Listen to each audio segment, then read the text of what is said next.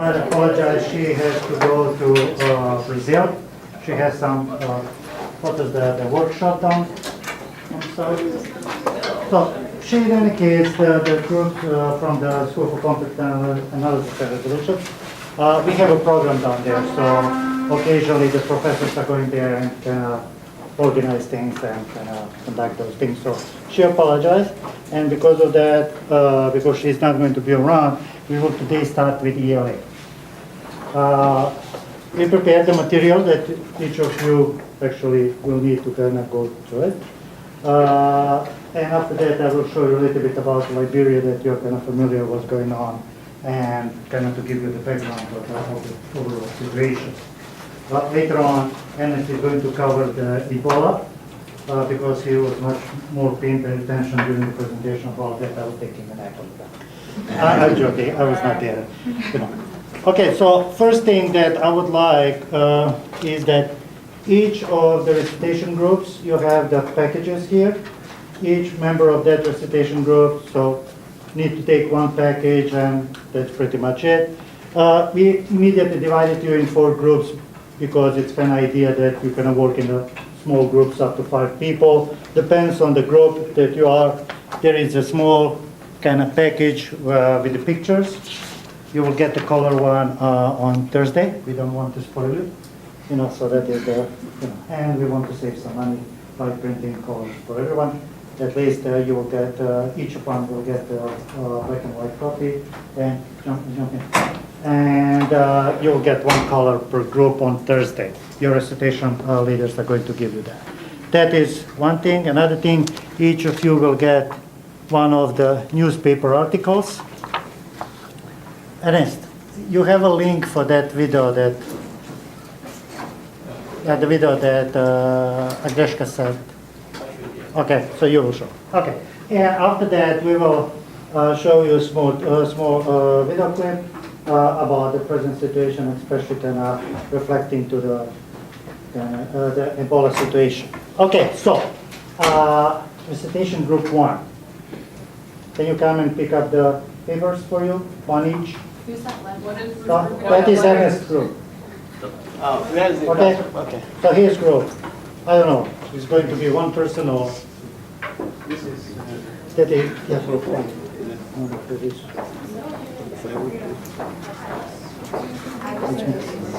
It's me. Yeah. So, just hand over. Okay. Okay. Just Okay. hand it to your class members. Thank you. Okay. Who is for 3? Okay. You can. There's 3 of us on the ground.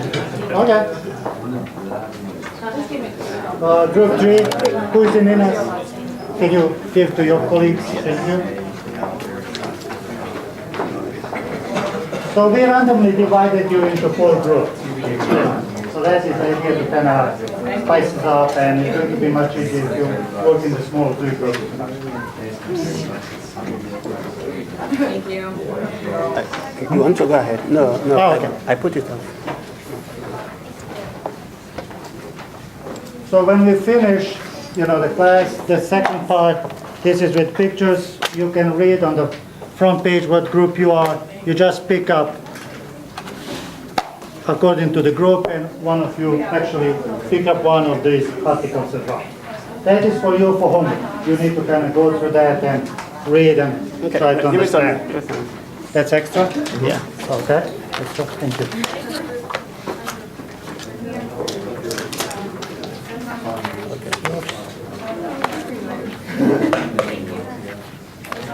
You didn't get it? Okay. Anyone else? Anyone else from group 2? So each of you have at least 1. That's extra, okay? Thank you. No problem. Good. So you have the material, you don't need to read now, you know, you will read it after that and, you know, be prepared for Thursday. Because on Thursday is going to be analytic work. Today we're not going to analyze pretty much everything except that we're going to kind of debrief you about the situation. Okay?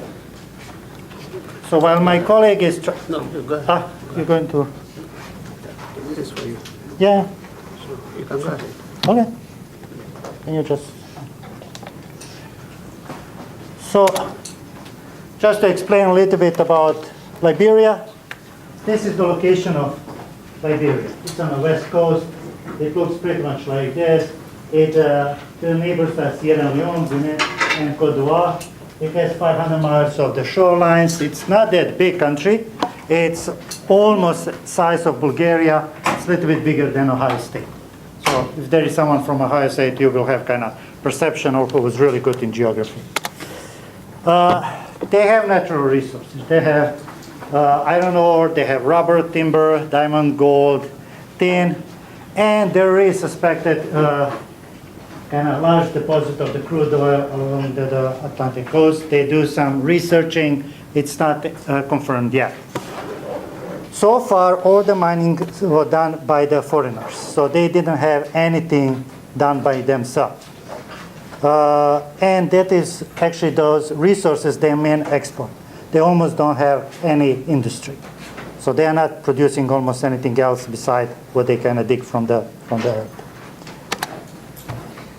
The problem that happened is that they kind of have the slow recovery. Their economy is really, it was in shambles, but they're starting with recovery, so they kind of expand the growth to the cocoa, to sugarcane, rice, citrus, pineapple, But the problem is still that only 10% is under cultivation. So they have unused resources that they could use, but they don't have capabilities. The population is 3.5 million. Out of 3.5 million, 1 million lives in capital city. Everybody else kind of disturbed all over the country. The second biggest city was Kanta with 41,000. And as you can see, 60% of people live in the urban areas. The top picture on the right, that is the capital city. This is another picture how it really looks on the ground. They have 16 ethnic groups. Capelli is the most dominant one. I think you can recognize the lady. Apparently she is from that ethnic group. She did the DNA research and it says that she is from that ethnic group. Second one is Bassa with 16%, Gio 8, Cruz 7, and everybody others is in 49%.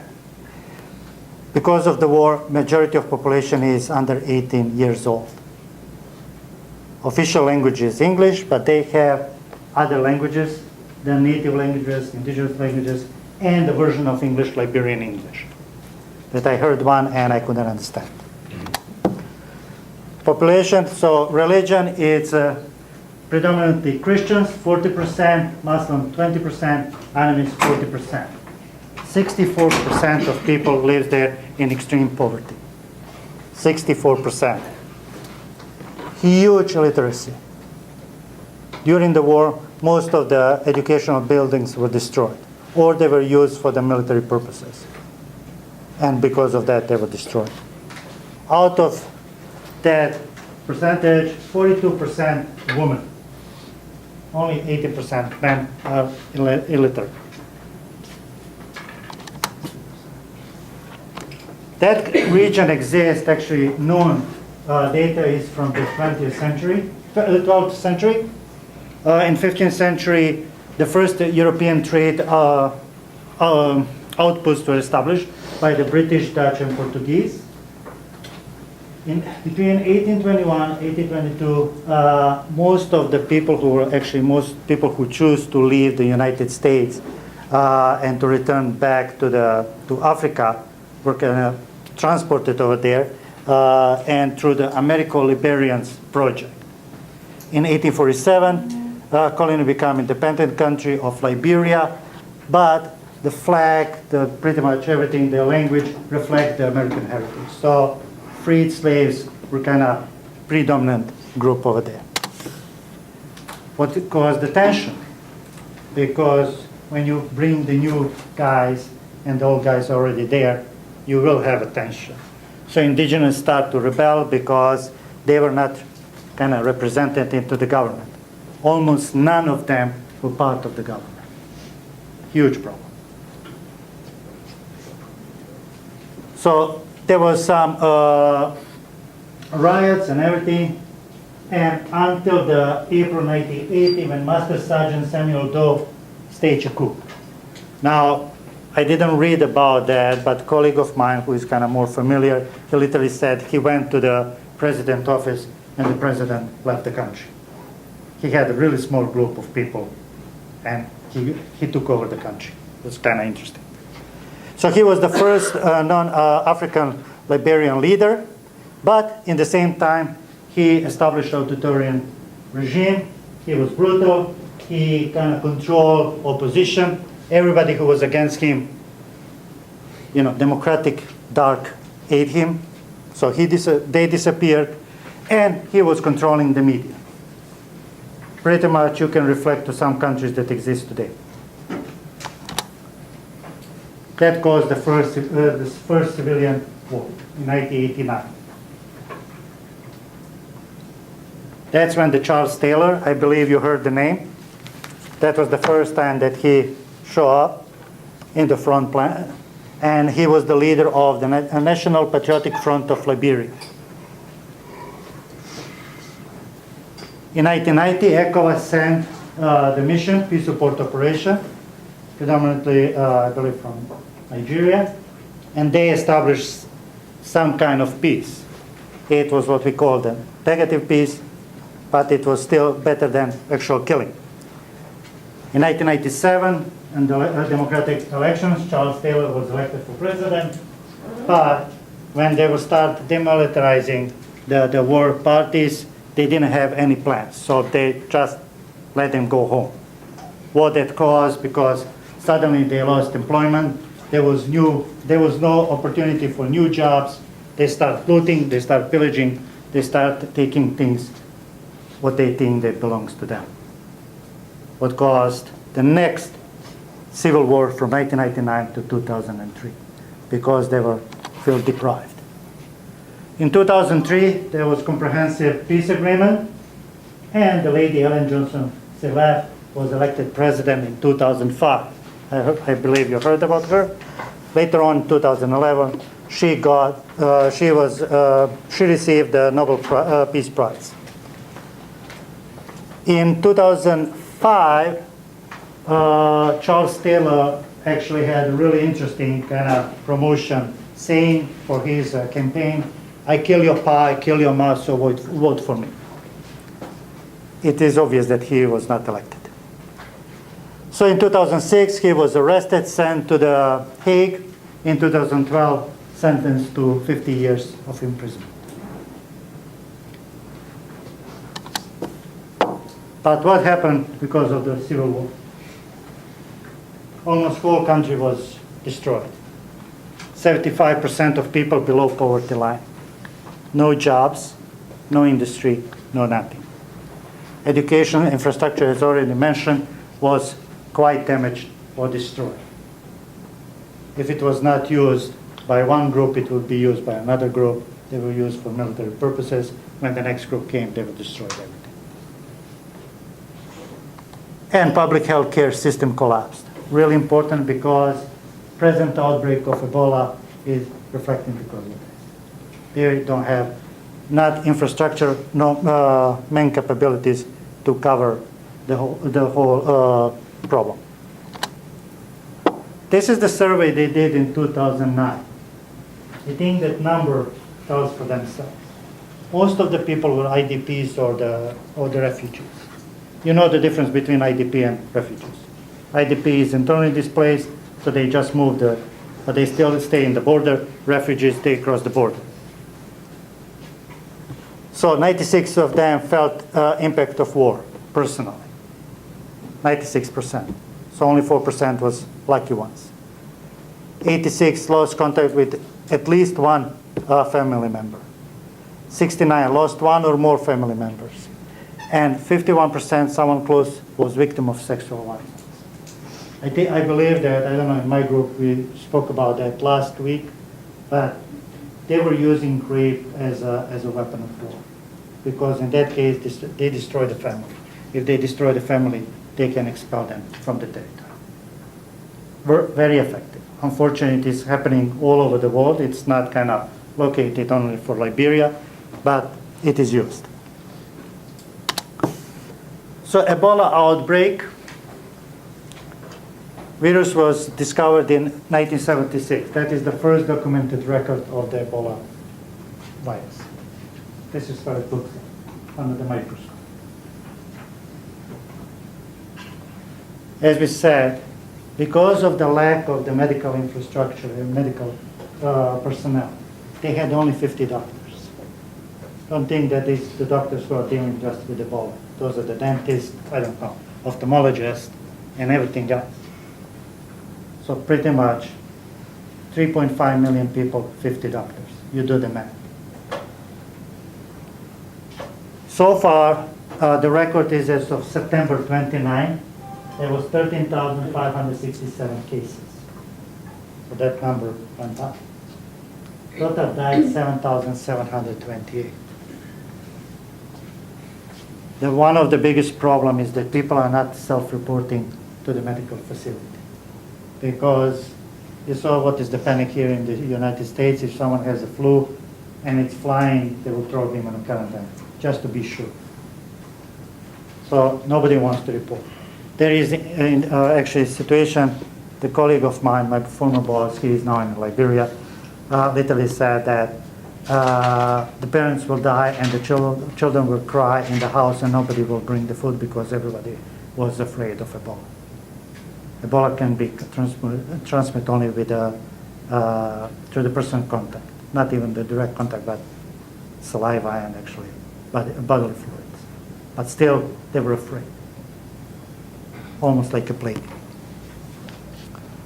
So in the peak of the disease, there was 30 to 40 people who were dying per day. Now, what is kind of interesting, in every conflict, you have a black market or at least gray market. The blood of survivors become a black market material because it can increase your immunity to Ebola. But if you transfer the blood, you can transfer HIV, you can transfer, I don't know, other diseases as well. So far, there is only 1% of HIV and AIDS positive in Liberia. But those are kind of 2009, 2010 records. So probably the numbers little bit changed. Okay, that was kind of short for you to understand about it. Would you like to cover Ebola part?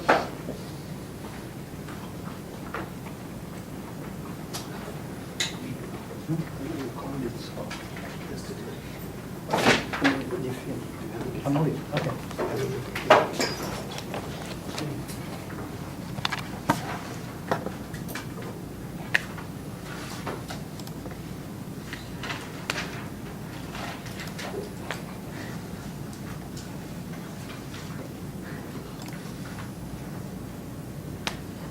Okay, so while he's trying to bring up the film, I just want to say that why are we talking of Ebola in Liberia? We're just talking about Ebola because right now you cannot talk about the history of Liberia without talking about Ebola.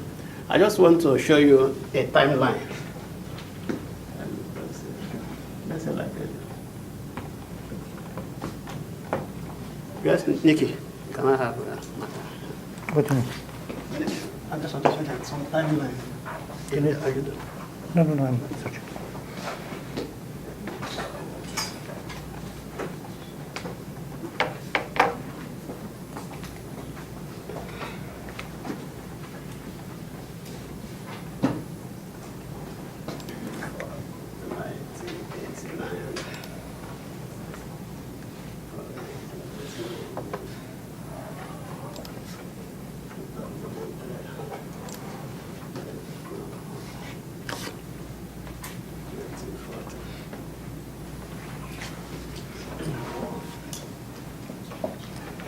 So I just want to use this timeline to explain what's happened in Liberia. And again, just going from where AD stopped, actually we are trying to kind of give you a background of Liberia because most of the ELA that you'll be doing is based on Liberia. And in that case, you need some background knowledge about the country because that's going to help you to be able to analyze the case properly. And again, just to let you know that Eddie mentions that the war in Liberia started in 1989. So right now, okay, let me say, okay, this is together. So now, before 1989, Liberia, we can say that Liberia, there is no war. Okay, though there might be some challenges in the country, but there is no full-blown war in Liberia then. So, and again, basically what we are trying to build is that if we are trying to intervene in the situation in Liberia, you have to understand the context. Understanding the context meaning you have to know if, like here, this is before war, you know. So which means that if any intervention here will be different from when there is war in Liberia. And again, and again, after the war, after 2003, the other time, your intervention will be different. So basically, during war, we're not talking about war situation now or before war. Because rather, we are somewhere here. Because the war stopped in 2003, but we're in 2004. So which means that between this period and this period, that was when all these things we are doing was developed. Then Liberia then was post-conflict peace building. Now we are here in 2004. Though we are still talking about post-conflict, but here we now have additional problem in Liberia, Ebola. So that is why we are now adding Ebola to the context. In as much as we are concerned about trying to build peace after the war, but at the same time again, this year we now have another problem in the country.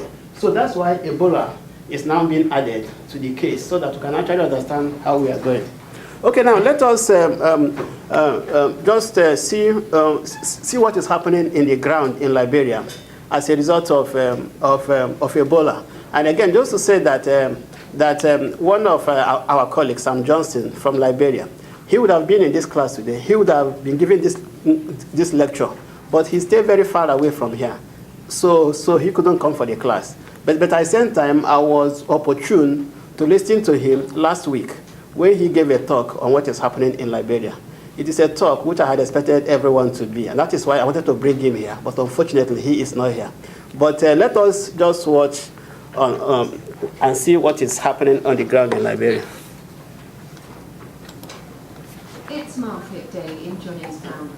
Traders normally gather here from across the local area. But with desperate times comes desperate measures. Village elders are driving people away. They don't want outsiders in their town. We hear that over radio that no public gathering. If you 2 or 3 together, maybe you don't know who have encountered the virus. When you go around the person, maybe the same virus the person get, you will get the same thing.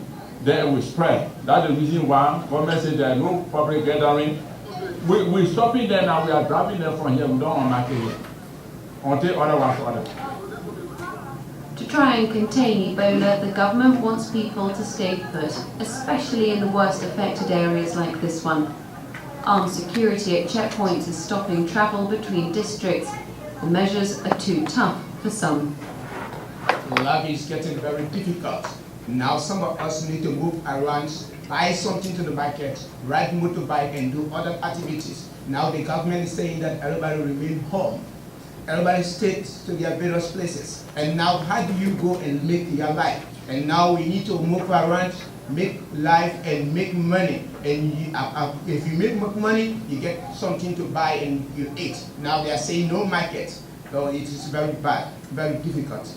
These emergency measures may be deeply unpopular in some communities, but according to the Liberian government, they are absolutely vital both to contain the existing Ebola outbreak and slow down the rate of new infection. The presidency say they are particularly necessary in rural communities like this one, where existing health resources are stretched to the absolute maximum. Professor Yahunijan is this area's district health officer. He manages a hotline for suspected Ebola cases, but the nearest treatment facility is a 2-hour drive away, and he's only got 1 ambulance at his disposal. We have one case management center which is in Foya. Fondama alone sometimes have 10, 20, 30 cases in the community. You see call from this side, you see call from this side, you see call from this side. When I call to Foya, what is the capacity of you receiving patients today? Tell me no space today to to receive any new case. And it becomes okay, I receive call from the community. You say, when we have cases which inform you, we are reporting out people are here sick, people are here sick, people are here sick, and you are no longer coming to pick up these patients. So that becomes a serious trouble for me. International donors have pledged millions in financial assistance, but in these rural communities, the benefit of that money is yet to be felt. Katerina Potocki, CCTV, Poinjama.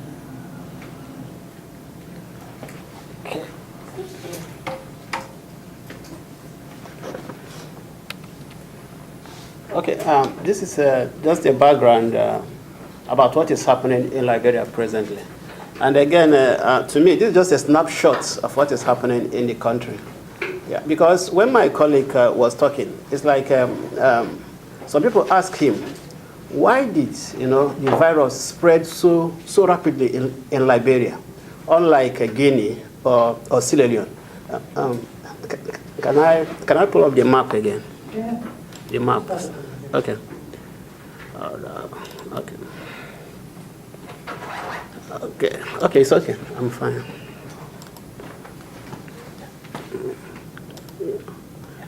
Yeah, sure. All right. So, so we're looking at map of Liberia here. So this is Guinea. That is Sierra Leone. And again, in your ELA, we'll be talking about Voijama. Voijama is in the Lofa County. And even during the war, this is an area that was severely affected by the war.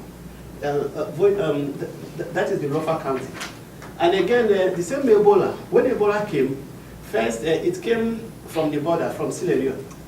And though it started in Guinea, from Guinea to Sierra Leone and then Liberia. But Liberia is the worst case. And again, so when I asked my colleague, I said, why did this so spread so rapidly in Liberia? So he said that initially, when they started having the cases, some of them will take the patients to the church, and the pastor will now lay hand, on the patient. And then later the pastor will contract it, and pastor have to now lay hand on many people, to bless them and all that. So like, that was what my colleague said. And again, that was the major reason. Now, and I asked him, okay, Lofa is in another part of Liberia. Why is it that most of the cases were from Monrovia, which is the capital of Liberia? Because Monrovia is a densely populated area. And again, and when they first experienced the case in Monrovia, of course, most of the cities, how crowded they are. And when you use the public transport and all that. So basically, it started from Lofa County, but majority of the cases that Liberia had was in the capital. It was in the capital. But at the same time again, Lofa County is very, very important in trying to understand what happened. Because Lofa or Voijama, which is what you're going to see in the cases you will be analyzing, Voijama is a community where most of the conflict took place between 1989 and 2003. And again, and the same community again is the community that's where the spread of the virus started.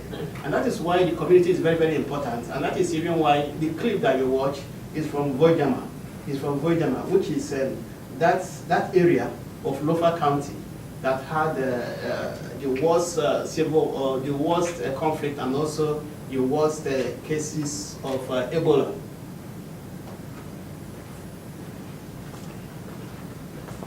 Okay, so just to draw a link between what happened during the war and what is happening now. So right now, because I'm assuming we are all because we are going to place ourselves as if we are working for an NGO or a civil society organization or even a multilateral organization like the UN or the European Union. Okay, right now, this is a country, Liberia, facing this challenge. And you want to now think what can be done in that environment. That is the thinking here. Okay, a country coming from war, then suddenly, they try to stabilize.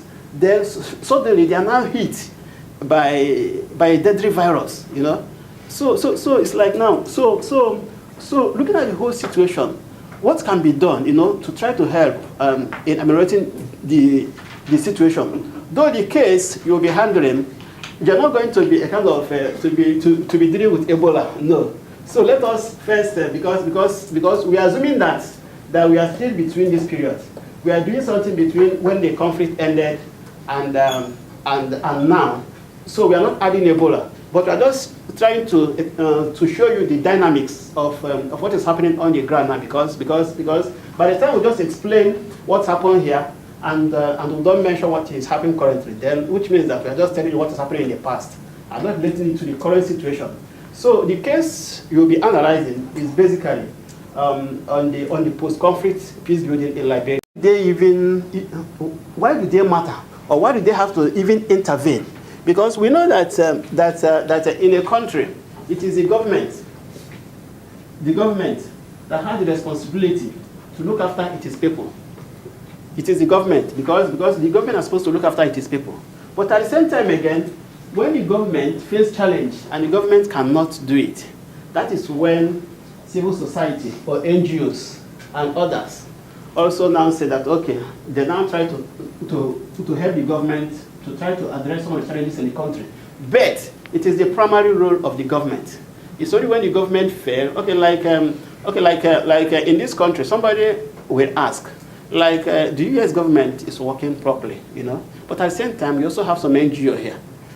But when you go to the third world countries, most of even like Liberia, after the war in Liberia, almost, let me say, 80% of the stabilization program was being carried out by NGOs, both multilateral and also international organizations. And even most of the funding were from these organizations as well. So it's like the NGOs or civil society were the one running the country.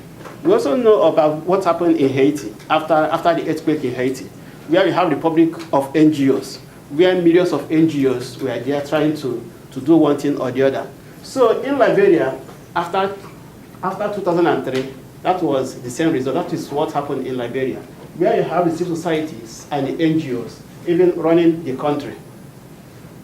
And again, let's say even prior to Ebola situation, things were still difficult in Liberia. Even after Salim Johnson became the president, things were still difficult in Liberia. Even running water, it is difficult to see running water.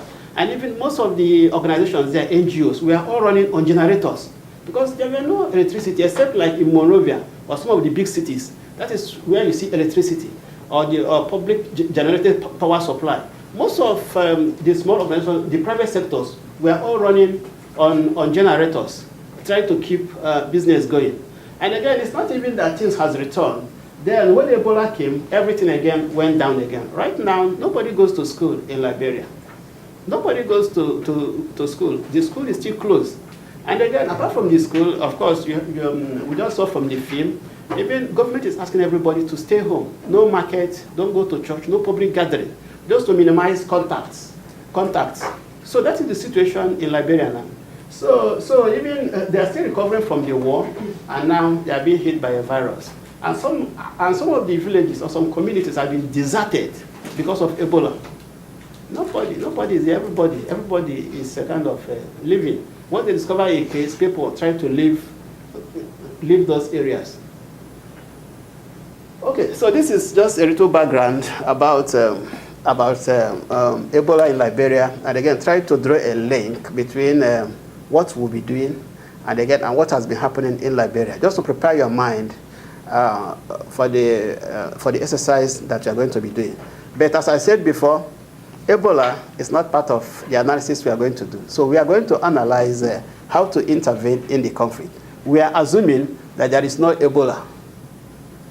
Then if there is a question on that, but I don't think there is no question on how to address maybe the Ebola situation in the cases that you have.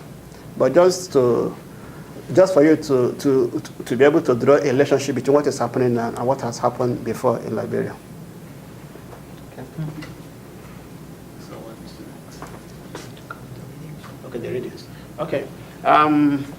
In my citation group, during the midterm assessment, one of the recommendations is that there is need for a break. So we usually have 5 or 10 minutes break.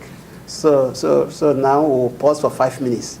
So if some of you want to use the washroom, then when we come back, we'll now discuss the reading for today.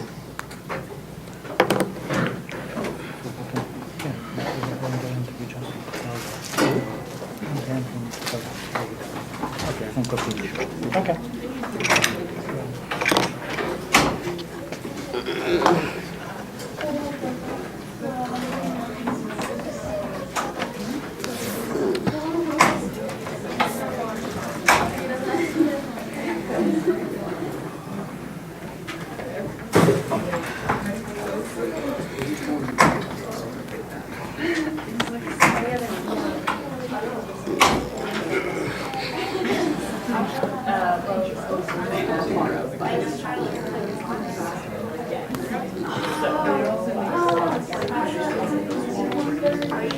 Yeah, I just got an email from her saying.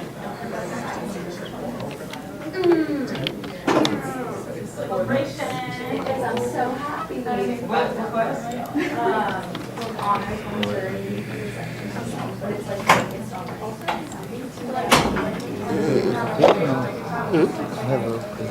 Okay, you have. No, I don't have.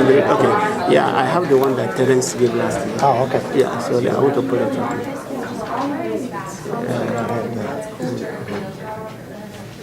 I should have for 20.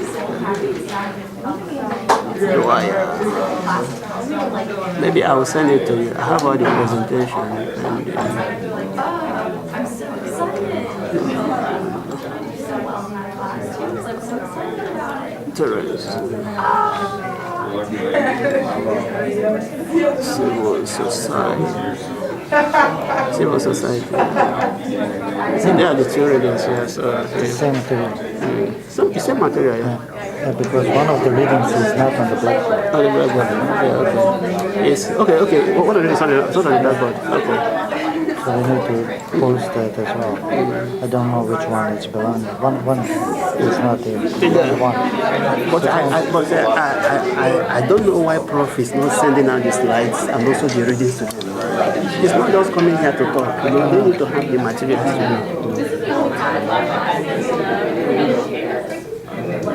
I need to send you those slides. I don't have Most of the time I just so it's like Terence read it, and so I don't even read. I just go to his slide. Okay. And use it. So he tried to. So that's it. I was reading actually. There was kind of new information that the president of Liberia fired some of the government officials because they run away from the country. Yeah, because of Ebola. And she froze the assets of, I don't know, 2 dozens more because of the same problem. So it's kind of interesting. Yeah, it's very fantastic. It's kind of funny.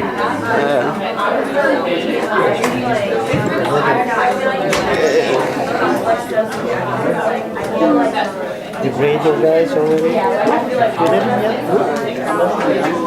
I had the assignment to submit yesterday, my methodology. Okay. Then today again there is a proposal I'm working on for my dissertation, a proposal for scholarship. So it is due today. So I'm going to finish by Thursday. Okay, so after this, I will give you a lift back to to school. Don't worry. Okay, Yeah, sure. We'll go because they will take most of the papers, so my bag is not going to be as heavy. It was really heavy. So we can go ahead. Okay. You want to start? I should go ahead. I should go ahead. Yeah. Okay. Can we continue?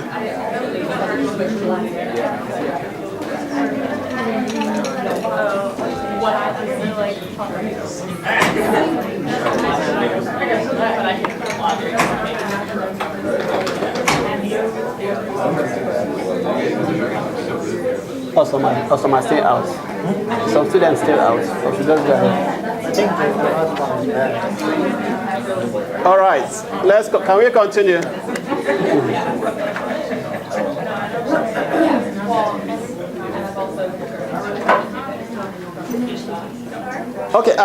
Okay, my colleague just told me that in the blackboard we only had one reading. Is that?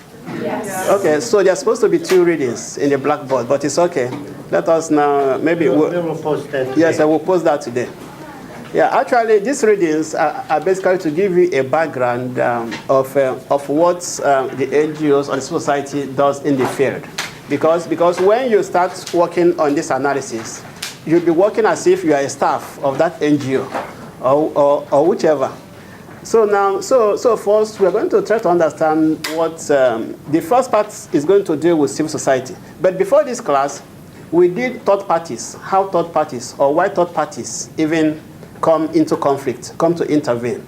Then we now went from that to now touch about some of the tools like mediation and negotiation, which they use during intervention. But now we're going to look at civil society. So from the reading, so what is a civil society? From the reading. Okay. It's kind of like a third party who has an affiliation with similar members, and they pressure businesses or governments or any kind of higher institution for some kind of change. Okay. That represents their interests. Okay. Anybody again? What is a civil society?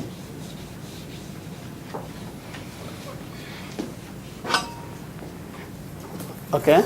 Well, kind of like what he said, it's just primarily focused in track 2 for the most part with the CSOs. So. Good. Track 2, okay. Okay, let me just try to draw some government, let's say private sector.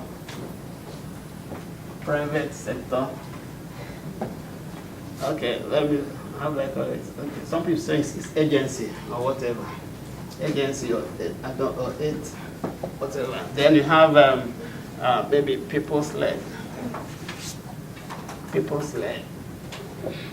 Basically, in intervention,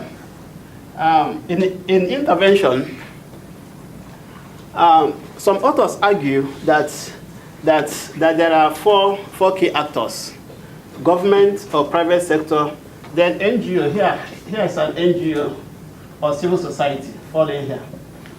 So here is the people or the community themselves.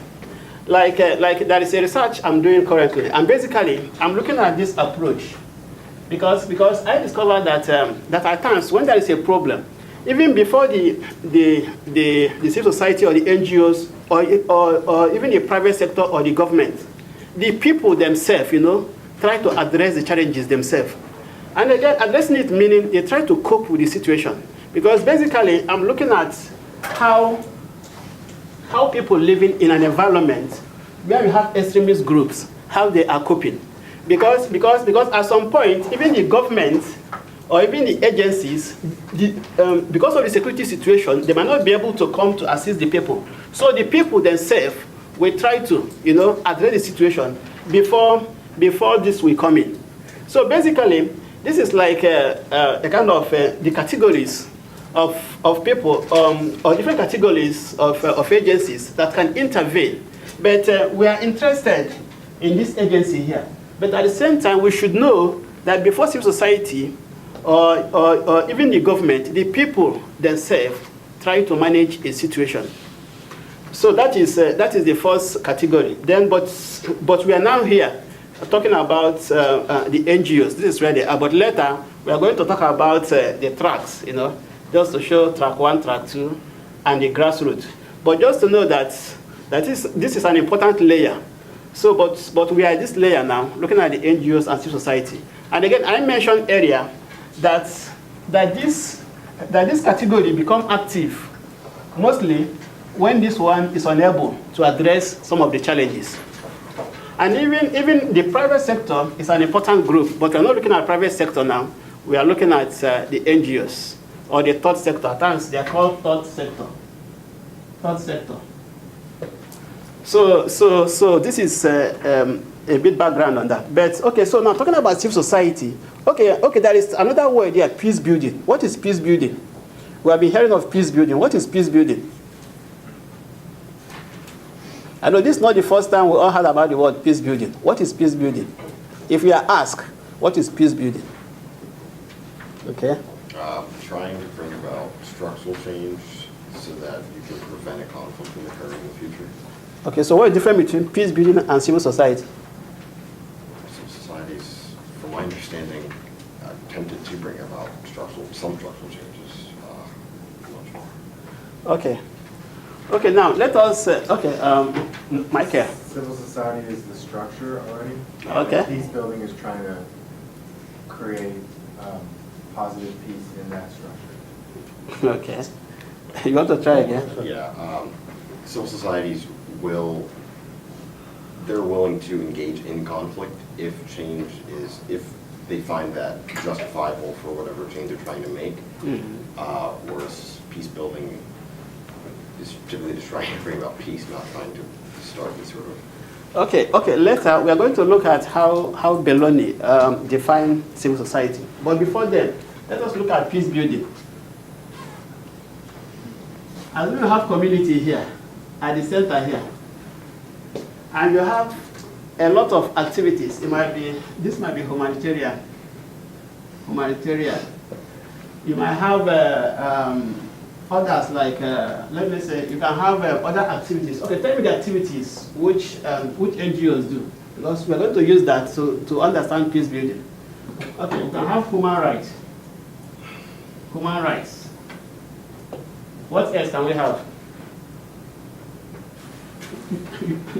You can even have some donors, that try to provide funds. But basically, there are a lot of activities, activities that are being done to support communities.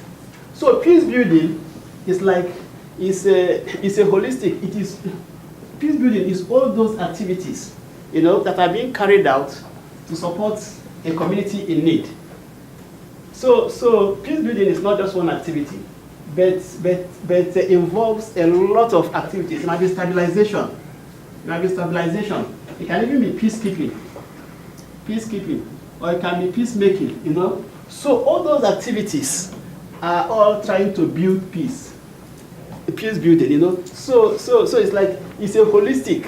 It's not just one activity. But later we are going to define civil society and see from the reading what Belloni said is a civil society. But first, just for you to know that peace building is all these activities. It can be humanitarian assistance, it can be stabilization, it can be human rights, all these activities that are being carried out mostly by the third sectors. So peace building is broader than civil society in that sense. So first let us go quickly and see how. Okay. I'm trying to get the definition of peace, definition of civil society. Okay. So the fourth line there, civil society, according to Belloni, say civil society are a set of voluntary organizations and groups not created by the state. So this is basically how Belloni defines civil society. Basically, these organizations are not created by the government. Though right now we have some wives of president try to create some NGOs just for political reasons. But ordinarily, civil society are not created by government. Basically, they are voluntary, just from what Belloni said. They just develop just because they feel that there is a need, and that is how they are founded, or their origin. So now, can we see the difference between a peace building and a civil society? Peace building is the activities. It's a holistic activity. It's being carried out by civil societies or NGOs or aid agencies. But the term of society is a voluntary organization that is not created by state. So can we give example of some of some civil society organizations. Can you think of some examples? Why are we quiet? This is not new. Some of us have been interning in a lot of NGOs, a lot of organizations. Or are we hearing these words for the first time? Don't worry, I'll send this slide to you. If you'll get the slides. Maybe to name some NGOs. Maybe to name some NGOs first. Yes. Okay, good. I was going to say the National Organization for Women. Good, yeah. So more. Can we name some NGOs? Because we'll be assuming that we are working for some of these NGOs when we will be analyzing our cases. Okay. Save children. Save the children, yeah. Isn't government itself a civil society? Because it's created by the citizens around it, because previously there was no government? No, government is not a civil society because government, as the name suggests, is a kind of should I say was created by the state. By the state. Created by the people of the state. Okay, yes, by the people of the state. Yeah, but at the same time, they are not voluntary. They are not voluntary. You know, because yes, government is not voluntary, and but civil societies are voluntary. You know, because government have a responsibility, you know, to govern the state. But civil society doesn't have any responsibility. Even in some countries, they just operate some project. Maybe in about 1 year or two, they just close up and goes. But government doesn't close up. Government stays there as long as the state is there.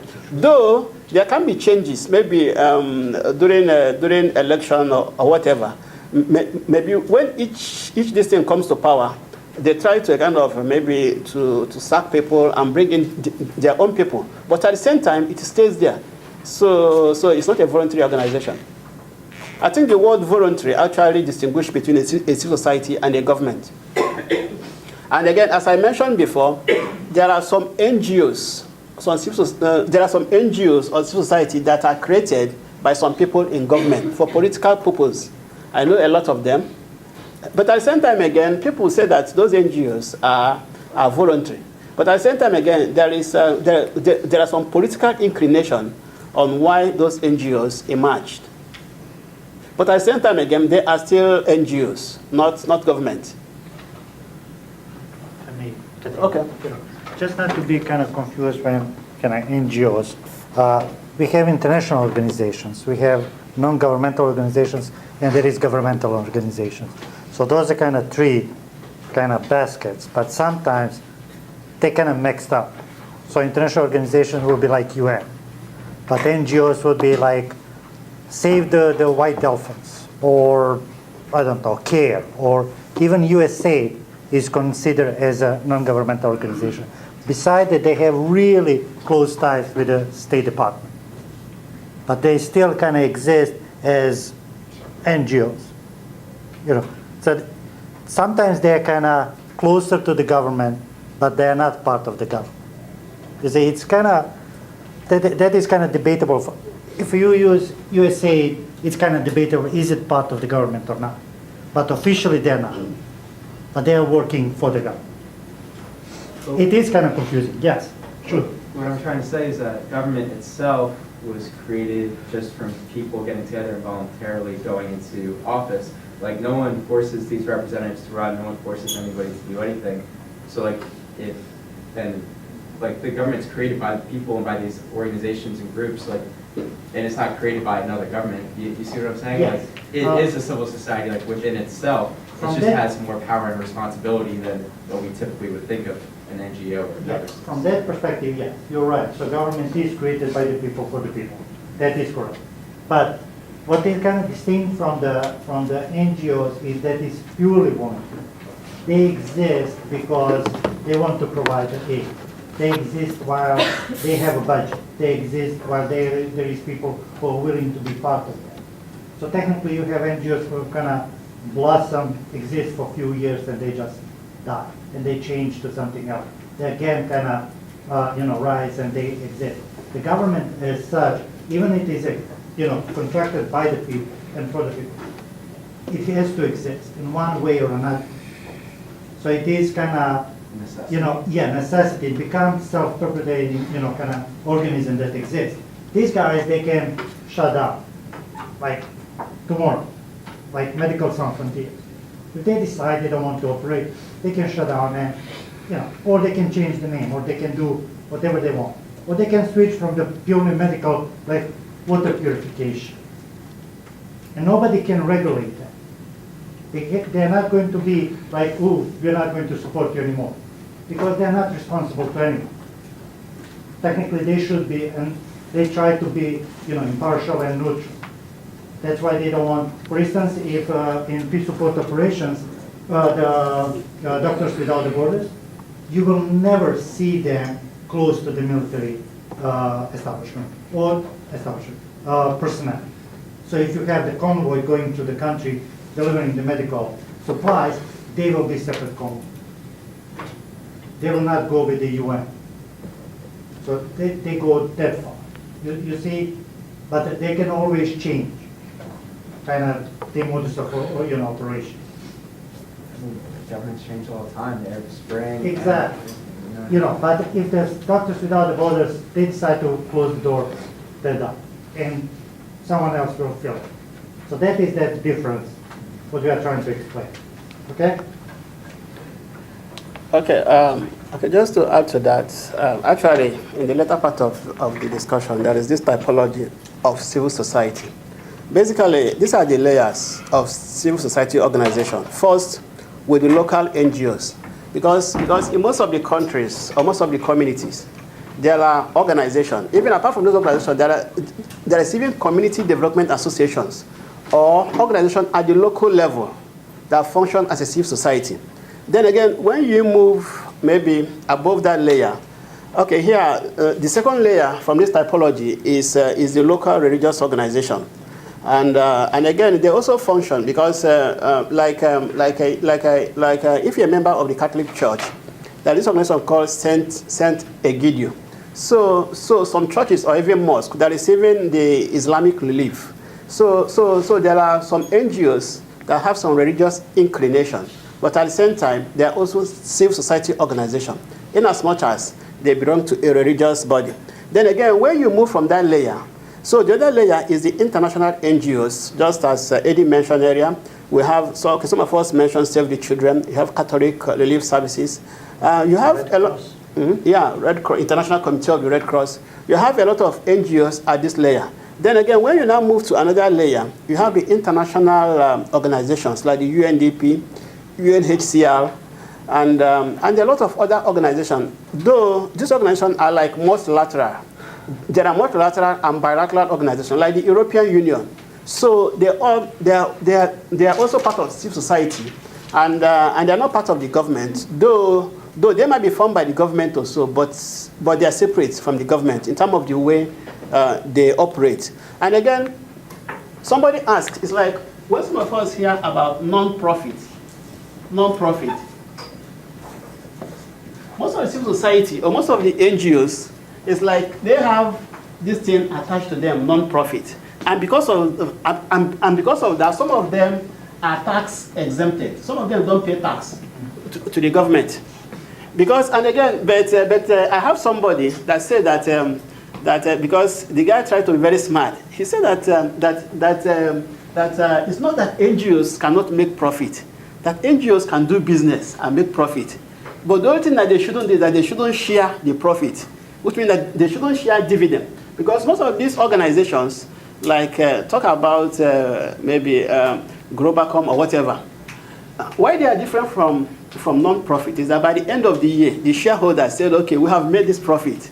Okay, that is a good year for us. Then they now share the profits. But for NGOs, there is nothing like that. So NGOs basically, because they feel that because they are helping people, supporting people, all the profit they made is being pulled into helping people. So they don't make profit. So, and again, that is why, if Medicine Sans Frontiers, okay, right now they are sending a lot of drugs to Liberia to help people that are affected by Ebola. And again, when they send all those drugs, they are not charged like duties on those things that they ship abroad because of their non-profit status. Meaning that Of course, we never see maybe any NGO at the end of the year declaring profit that have made social profit. No, they don't. But rather, even when they make those profits, they pull it in to continue to support people at the grassroots. So basically, so most of the society have this tag, non-profit. And there is even in accounting something called non-profit management, which means that when you are accounting, there are special way you account for non-profit organization, different from the way you account for a private organization or even the government that make profits. So these are some differences between the NGOs and the government and other private organizations, especially this non-profit status. And again, we should be aware because, okay, somebody now asked me, like, I used to live in Oxford. So, and again, Oxfam, I know Oxfam very well. Oxfam started in Oxford, from one street in Oxford. And right now in the UK, Oxfam has a lot of charity shop all over UK. A lot of charity shop all over UK. So somebody now asks, okay, what of the profit being made by the Oxfam charity shop? Where are those money going? So those money are being used to pay staff of Oxfam. Okay, right now we have some thrift shop all over. And thrift shop basically accept maybe some of those things you throw away. So, and again, when thrift shop sell those things, what do they do with the money? There are some schools like the Head Start. Like the Head Start, some of them are being funded where you have children from these non-privileged homes where they go. So some money being made from the thrift shop are being used, to support those schools. So basically that's why like those thrift shops are all non-profits. Though they make some money, but the money is not being shared, but rather used to pay staff of those that works in the thrift shop, and the extra money they make is being used to help the society, to help ordinary people.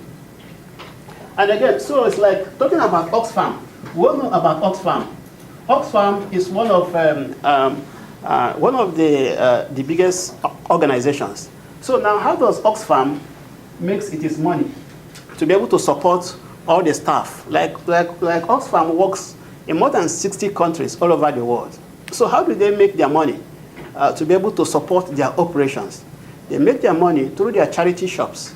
So when people throw things away or people bring some used clothes to them, so they put those clothes in the shop and sell those things. And when they sell it, the money they make, so they use it to support their operations, to pay staffs working abroad, and to also even to pay rents for their shop. So, which means that, because most of the NGOs make money in two ways. One of the way is through, maybe through writing proposals, donor fund, grants, which is called grants. So some of them write both solicited and unsolicited proposals.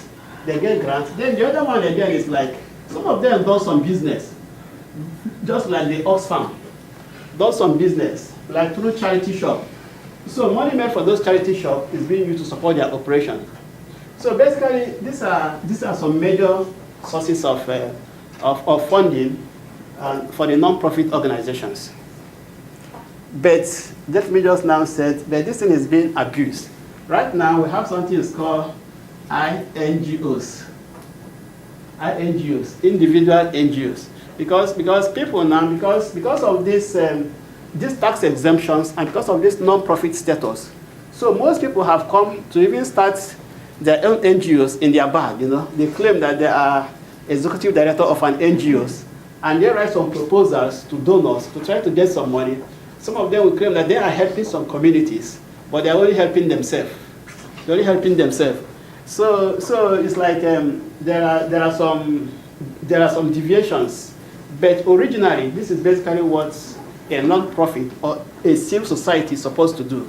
But these days, it is different. Even some of you, when you live here, you're going to establish your own NGO, but I hope it's not the one that will remain in your bag. You just write proposals, you get the funding, but you won't do the work you're supposed to do. Yeah. So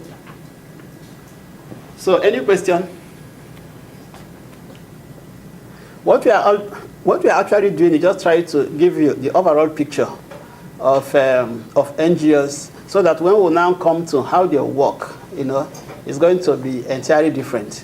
But just knowing what a civil society is, how they are formed, how they even get their finances, and how they are supposed to work.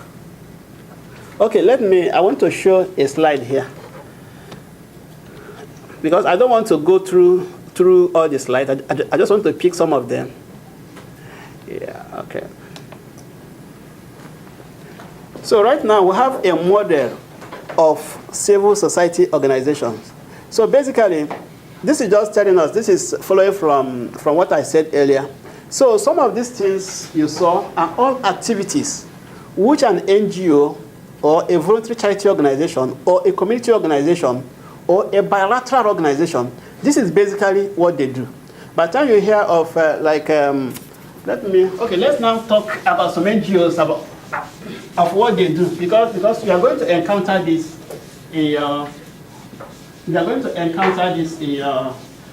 when you will be analyzing. What is the time? Okay, some minutes. Okay. Right now, assuming you hear about human rights. Okay, human rights. Okay.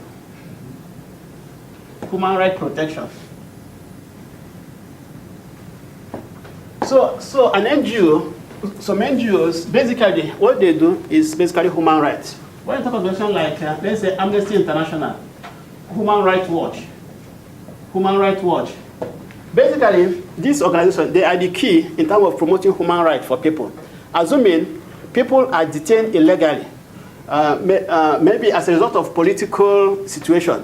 Basically, what Amnesty International does is basically they try to investigate the case. And when they investigate the case, and when they see that the person is being detained illegally, then they'll take up the case, say that this is an abuse of human rights.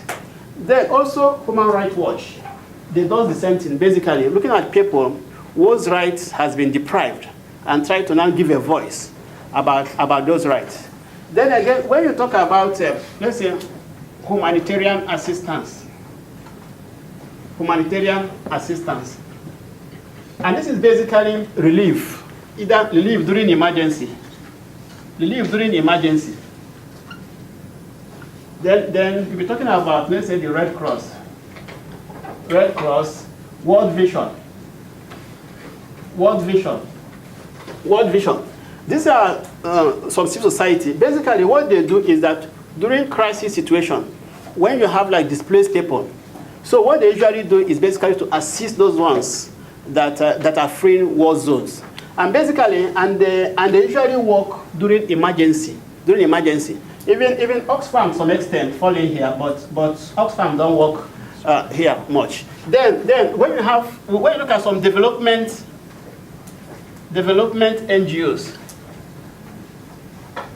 NGOs, basically development meaning that there might be no war or conflict. Or I sent time again during post conflict, you have organizations like, okay, Oxfam can fall in here. Oxfam and yeah? Okay, you say.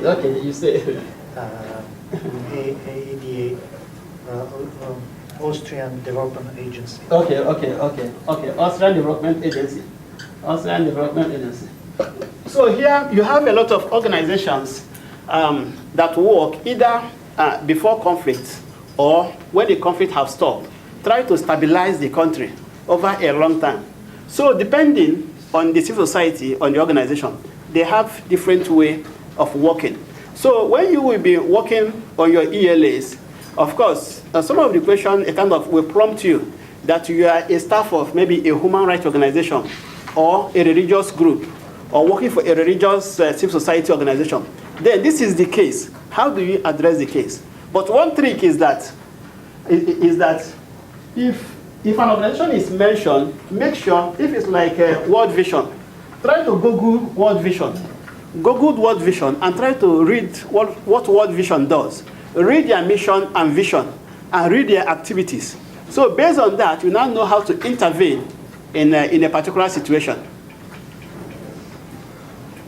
So time is running, but this is just a kind of a broad overview of what a civil society is and what they do. And again, from what I showed you earlier, we're not talking about government activities, no. We are not talking about private sectors, and we are not talking about even people's-led or the community, but we are talking about a third sector, NGOs, who usually, so we're talking about civil society. And what civil society actually do, when you look at this diagram, the intersection is basically, okay, here we have B as market. Basically, market meaning private sector. So that is what this refers. And what a civil society does is that they try to work at the intersection. That is where all of them meet. And that is why they are called the third sector. They are, that is a society over there. And what they usually try to do is to bridge the gap between the government and the private sector. They try to bridge the gap. What they cannot do, that is what civil society does. So it's like civil society doesn't replace the government, and it doesn't replace the private sector. But basically, they just latch themselves on what those ones cannot achieve. And that is where they come in. Yeah. Any question? Anything clear or nothing is clear? So no questions, so nothing is clear. Don't worry, we will talk about that during the recitation class. Yeah. Just overview. Okay, one thing that you need to do before you leave, so each of you has your own groups. This is group 1, group 2, 3, and 4. Take one of these each, and that's pretty much for today.